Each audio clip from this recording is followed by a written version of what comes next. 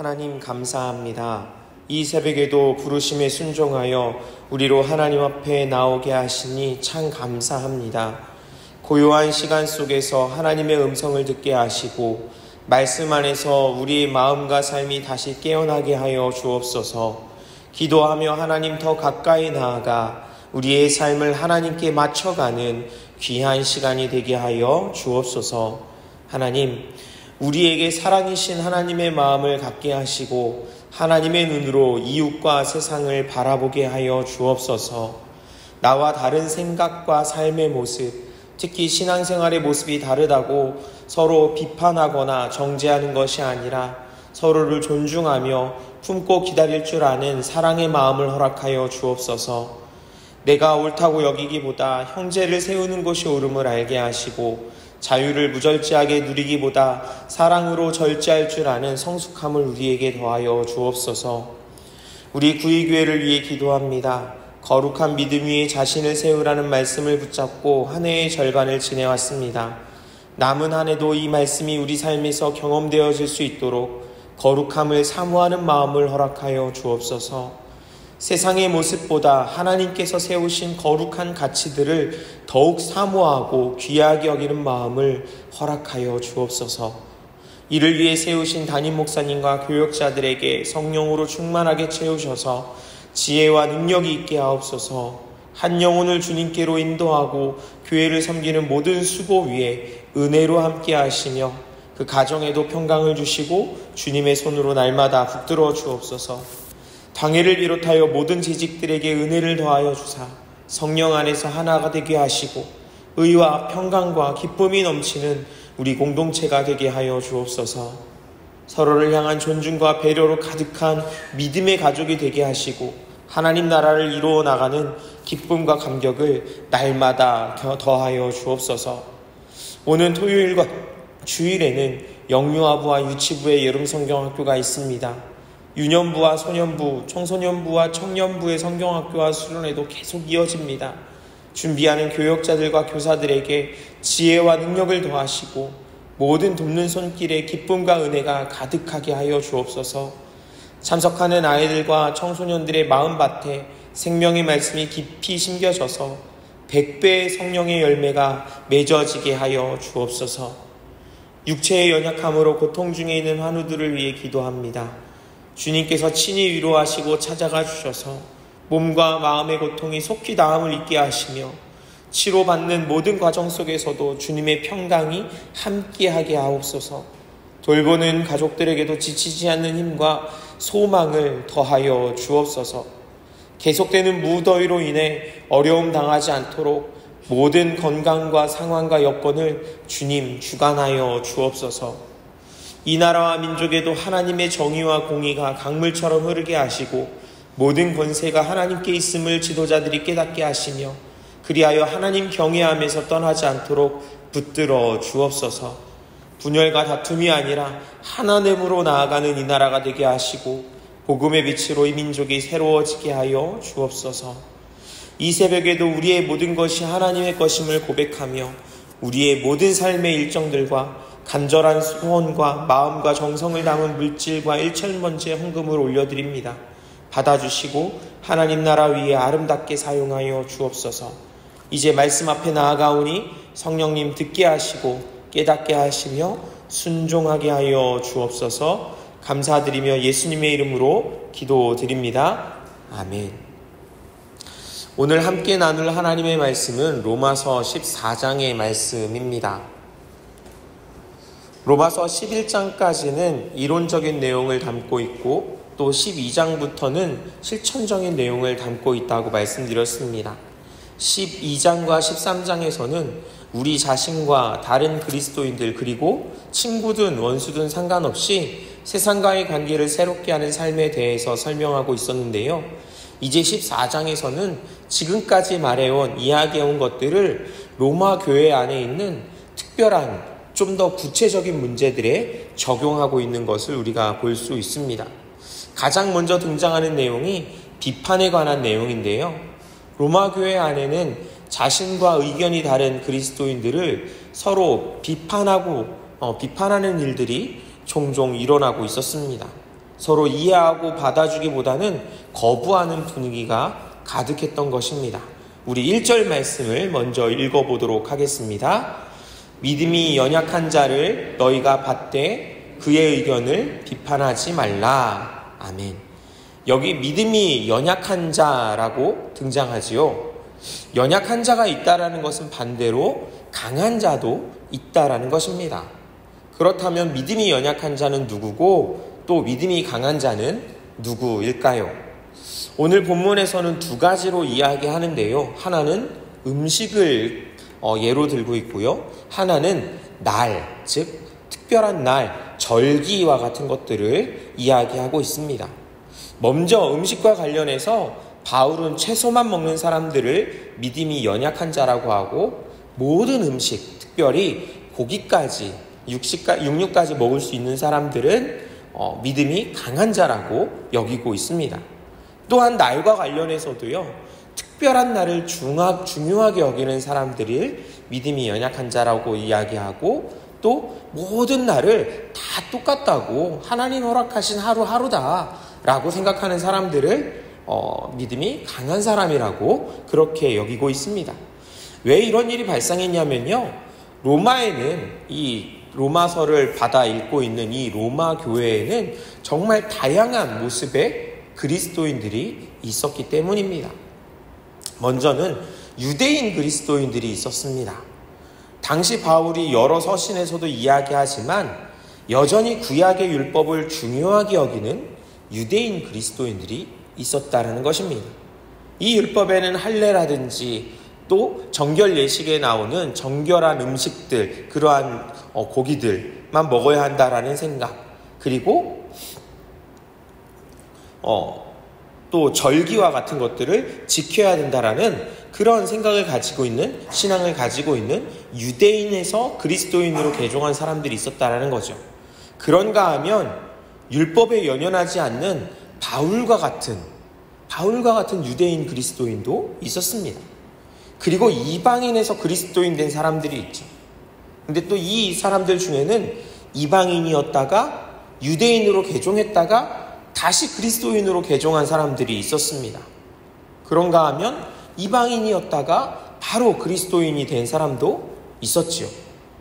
조금 복잡하지만 이러한 사람들이 자신들의 생각과 신념 혹은 지금까지 자기가 경험했던 그리고 자기 몸에 쌓아왔던 그런 삶의 습관들, 이런 모습들로 인해 다양한 차이로 인해서 음식에 대해서도 또 절기에 대해서도 생각들이 다 달랐던 것입니다. 대표적인 음식으로 언급했던 고기가 있는데요. 당시 시장에서 유통되던 그런 고기들은요, 대부분이 우상에게 제물로 바쳐진 후에 시장에 나온 것이었습니다. 어떤 그리스도인들은 그게 무슨 상관이냐며 아무 거리낌 없이 그 고기들도 구매해서 먹었습니다. 그런가 하면 어떤 이들은 우상에게 제물로 바쳐진 고기는 꺼림칙하여 먹지 않고 채소만 먹었던 것입니다. 이것을 바울이 믿음이 연약한 자와 강한 자로 구분하였습니다.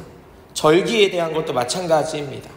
율법에 정한 날을 꼭 지켜야 하는 사람, 하나님께서 정한 날은 반드시 지켜야 돼 라고 생각하여서 유월절이라든지 또 오순절이라든지 이런 절기들을 특별하게 여겼던 사람들은 믿음이 약한 자로, 그것과 상관없이 모든 날을 하나님께서 허락하신 날로 여기면서 그렇게 지냈던 사람은 믿음이 강한 자로 여겼던 것입니다. 로마 교회는 이처럼 다양한 삶의 모습, 또 부류의 성도들이 섞여 있었습니다.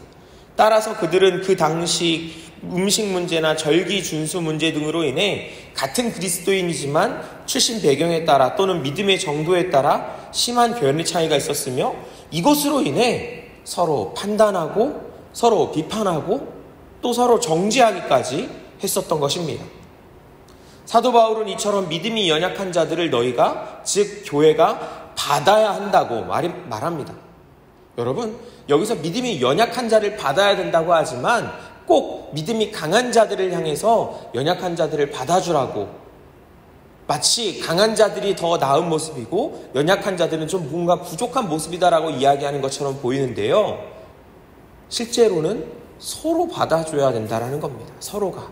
강한 자도 연약한 자들의 모습을 받아줘야 되고 연약한 자도 강한 자들의 모습을 받아줘야 한다는 겁니다. 이에 해당하는 헬라어 프로스 람바네스테라는 단어인데요.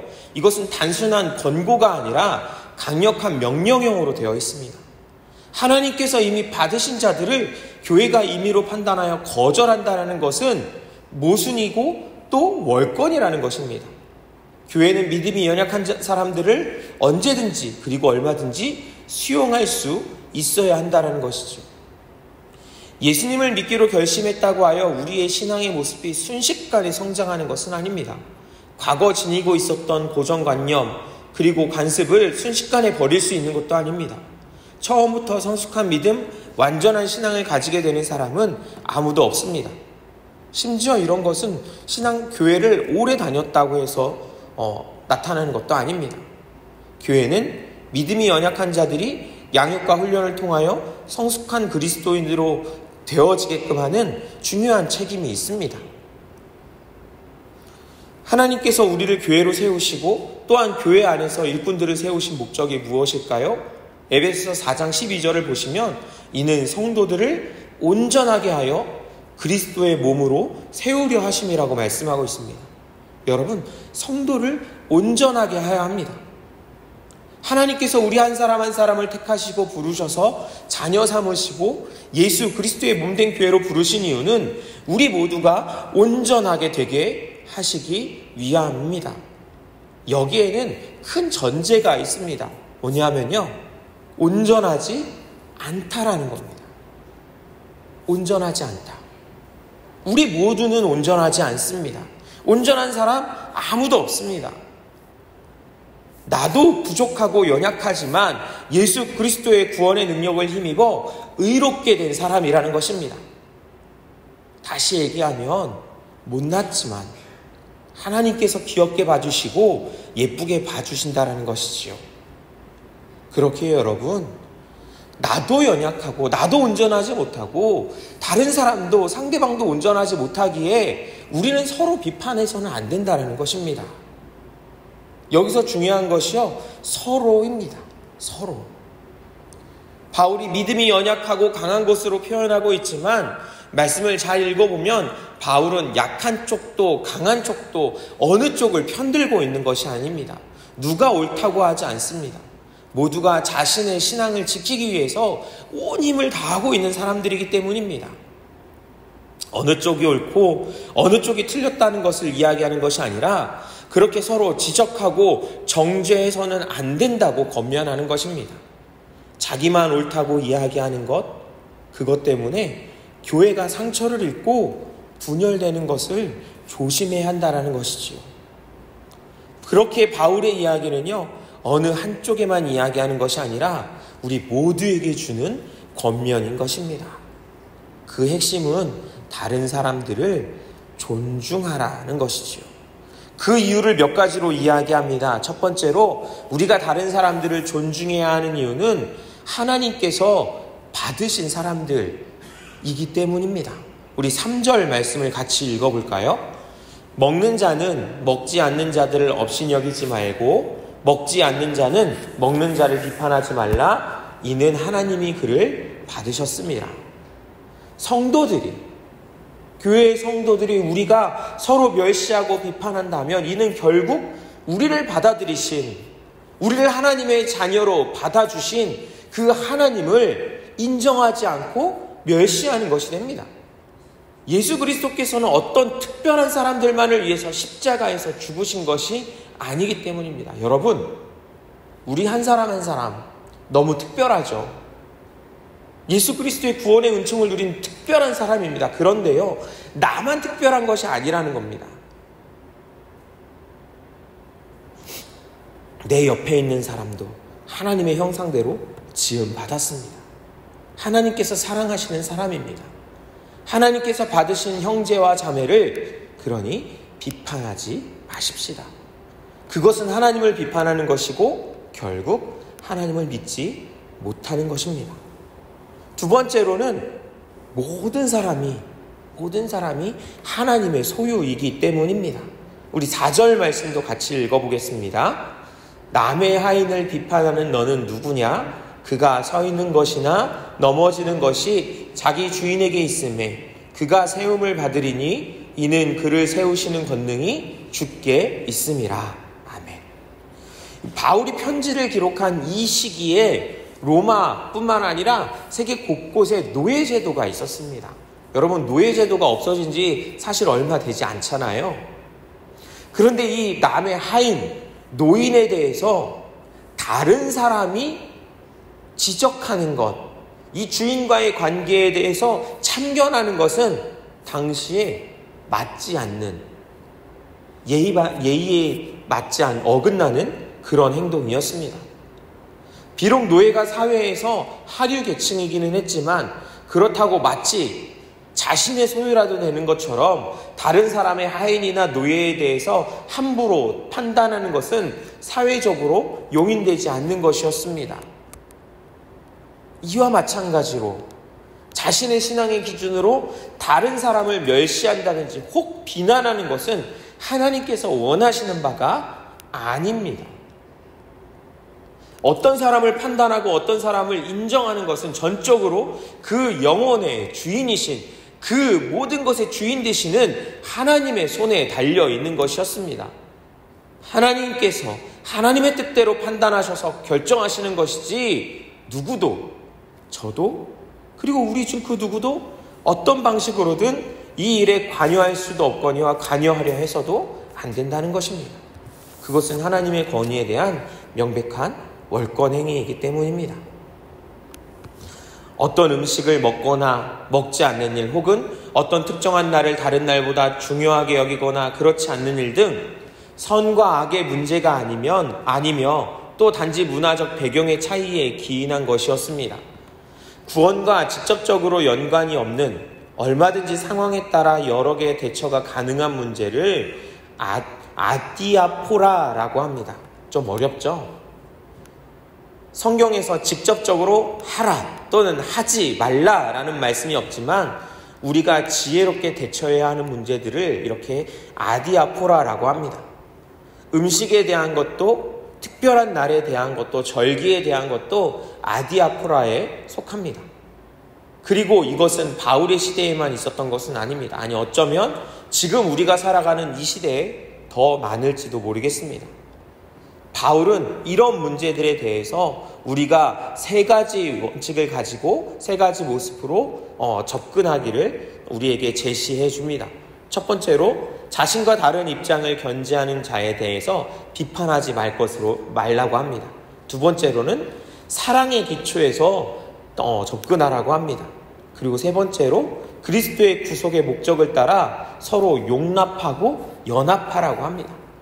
이러한 원리들은 비단 당시의 로마 교회의 그리스도인들 뿐 아니라 지금 이 시대의 교회의 그리스도인들 사이에도 여전히 유효한 원리입니다. 특히 오늘날과 같이 시대가 신속하게 변하고 다원화된 문화적 사회에서는 한 교회를 구성하는 성도들의 사회적 또 문화적 배경들이 한층 복잡하고 다양해졌습니다. 또 이들 나름의 가치관과 올바른 신앙에 대한 인식의 차이 역시 엄청 크고 다양해졌습니다. 만일 이러한 사람들이 저마다의 신념과 가치관, 그리고 자기 세대의 문화적 양식만을 옳다고 주장한다면 어떤 결과가 발생할까요? 아마 교회가 무척 시끄러워지고 또 혼란스러워질 것입니다. 예수 그리스도의 몸된 교회가 결코 서있지 못하고 성령 안에서 의와 평강과 희락이라고 한 하나님의 나라를 결코 이룰 수도 또 누릴 수도 없게 될 것입니다. 여러분, 8절 말씀을 같이 읽어볼까요? 8절입니다. 우리가 살아도 주를 위하여 살고 죽어도 주를 위하여 죽나니 그러므로 사나 죽으나 우리가 주의 것이로다.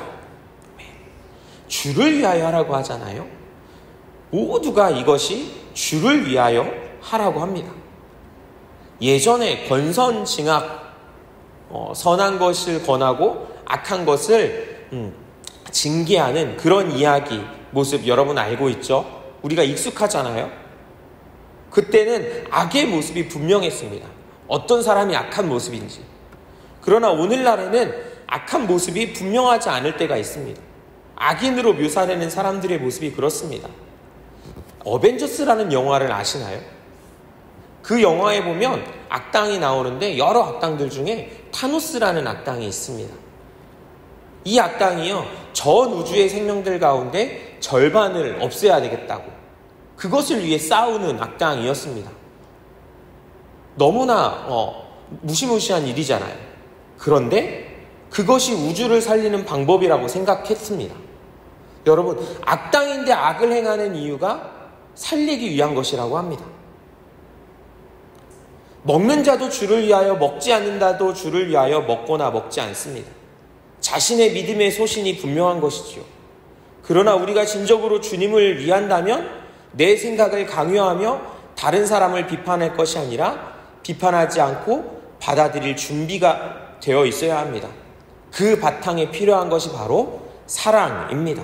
우리 15절 말씀도 같이 읽어볼까요?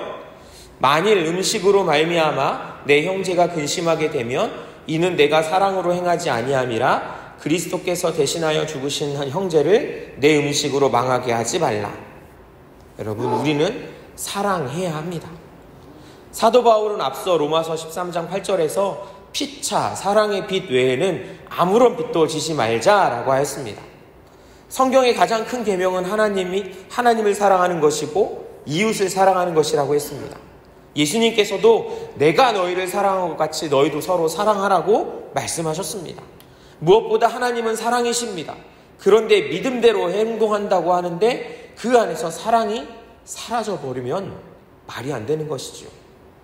본문의 말씀 그대로 음식으로 이야기하면 믿음이 약해서 고기를 먹을 것을 이해하지 못하는 성도가 보는 앞에서 자기는 괜찮다고 아무런 거리낌도 없이 계속해서 고기를 먹는 사람은 사랑하는 마음이 없다라는 이야기입니다. 자기 자신을 사랑하는지 모르겠지만 다른 사람을 사랑하지 않는다는 것이지요. 성경 말씀에 비춰봤을 때 잘못된 것이 없다고 하여 마음껏 먹을 수 있습니다. 그런데 누군가 그것을 보고 지적하는 사람이 생겼습니다. 여러분, 어떻게 해야 할까요? 성경을 들이밀면서 알려줄 수 있습니다. 봐봐, 성경에는 아무런 지적이 없잖아. 예수님도 말씀하시지 않았어? 잘못된 게 아니야. 나는 잘못한 것이 없어. 하나님께서 지으신 모든 것이 선하다고 했는데 감사함으로 받으면 벌릴 것이 없다고 했는데 도대체 뭐가 문제야? 여러분, 지금 제가 이야기하는 것은요, 성경에서 잘못되었다고 하나님께서 금하신 일들에 대해서 이야기하는 게 아닙니다. 예수님을 부인한다거나 간음하고 살인하고 거짓말하고 거짓 증거하고 우상을 만들고 이런 문제들이 아니라는 것입니다. 분명히 성경을 깊이 알고 충분히 믿음이 있으면 신앙생활에 아무런 문제가 없는 그런 일들에 관한 이야기입니다. 그런데 내게는 아무런 문제도 없지만 누군가에게 문제가 되기 때문에 이야기하는 것이죠. 여기에서 우리는 사랑의 마음으로 접근해야 합니다. 나의 말이나 행동이 다른 사람을 속상하게 하거나 어렵게 한다는 것을 알았다면 멈추는 것이 사랑입니다. 나는 괜찮은데 왜 참견하냐고. 당신이 문제지 나는 괜찮다고. 교회에 더 다니면 이런 것도 다 알게 될 거라고. 이렇게 이야기해서는 안 된다는 것이죠. 이것은 다른 사람을 사랑하지 않는 것뿐만 아니라 그리스도께서 대신하여 죽으신 형제를 망하게 하는 것이라는 사실을 여러분 기억해야 합니다. 예수님께서는 우리를 위해 십자가에서 자기 목숨을 내어주셨습니다. 그런데 예수님께서 나를 위해 죽으신 것처럼 또 내 옆에 있는 형제, 자매들을 위해서 내 말과 행동으로 인해 힘들어하고 괴로워하는 바로 그 사람들을 위해서도 죽으셨다는 사실을 우리가 분명히 기억해야 합니다. 그러므로 너희의 선한 것이 비방을 받지 않게 하라고 분명히 말씀하고 있습니다. 선의로 하였든 거리낌 없이 하였든 사랑의 마음 없이 나 혼자만을 위한 생각으로 행동한다면 비난의 대상이 될 수밖에 없습니다. 예수님께서 죽으심으로 살리신 귀한 생명 앞에 낙심하게 하는 장애물을 놓지 않도록, 특히 알면서도 내 말과 행동을 어려워하는 사람이 있다는 것을 알면서도 계속하지 않도록 해야 할 것입니다. 그것으로 인해서 하나님의 사업, 하나님의 사역, 하나님의 나라가 무너지지 않도록 해야 할 것입니다. 우리 20절 말씀을 같이 읽어볼까요? 음식으로 말미암아 하나님의 사업을 무너지게 하지 말라. 만물이 다 깨끗하되 거리낌으로 먹는 사람에게는 악한 것이라. 하나님의 사업이 무엇입니까? 복음을 전파하며 하나님 나라를 세우는 것이고, 또한 복음을 듣고 믿기로 작정한 모든 자들이 예수 그리스도의 충만함에 이르도록 하는 것입니다. 그런데 내 신앙의 자유에만 치중해서 다른 사람을 돌아보지 못하면 하나님의 사업이, 하나님의 나라가 무너지게 된다고 말씀하고 있습니다. 정말 중요한 것이 무엇인지 우리가 잊어서는 안 됩니다. 하나님의 나라는 먹는 것과 마시는 것에 있는 것이 아니라 오직 성령 안에 있는 의와 평강과 희락인 것입니다. 그러기에 예수님은 분명히 경고하시지요. 나를 믿는 자 중에 작은 자 한 사람도 실족하게 해서는 안 된다고 말입니다. 여러분, 산을 옮길 수도 없는 티끌만도 못한 아주 작은 믿음을 자랑하고 교만하여 하나님께서 천하보다 귀하게 여기는 한 영혼을 실족하게 하는 일을 우리가 저질러서는 안 될 것입니다. 우리에게는 분명 자유가 있습니다. 믿음 안에서, 그리고 말씀 안에서 무엇이든지 자유롭게 누릴 수 있습니다. 그러나 그 자유를 스스로 제한할 수 있는 자유 역시 우리에게 있습니다. 그것이 바로 절제입니다. 절제는 성령의 열매 마지막 9번째로 등장하는 것이기도 합니다. 억압하기 위해서가 아니라, 묶여있기 때문이 아니라 예수 그리스도의 피값으로 구원하신 형제 자매를 사랑하기 때문에 하나님 나라와 그 의를 위해서 절제할 수 있는 자유가 우리에게 있다라는 것이지요. 사랑하는 여러분, 우리가 이 자유를 사용했으면 좋겠습니다. 사랑으로 이 자유를 사용했으면 좋겠습니다. 우리 구의교회가 이러한 사랑으로 가득 차게 되기를 간절히 원합니다. 우리의 가정이 이러한 사랑이 넘치는 가정이 되기를 원합니다. 이 나라 대한민국에 이러한 사랑으로 행동하는 그리스도인들로 인해, 그래도 하나님을 믿는 사람들로 인해 살만한 세상이라는, 하나님께 영광 돌리는 일들이 더욱 많아지길 간절히 원합니다. 이제 주님께서 가르쳐 주신 기도를 드리신 후에 믿음으로 기도하시다가 자유롭게 돌아가시겠습니다. 하늘에 계신 우리 아버지, 아버지의 이름을 거룩하게 하시며 아버지의 나라가 오게 하시며 아버지의 뜻이 하늘에서와 같이 땅에서도 이루어지게 하소서. 오늘 우리에게 일용할 양식을 주시고 우리가 우리에게 잘못한 사람을 용서하여 준 것 같이 우리 죄를 용서하여 주시고 우리를 시험에 빠지지 않게 하시고 악에서 구하소서. 나라와 권능과 영광이 영원히 아버지의 것입니다.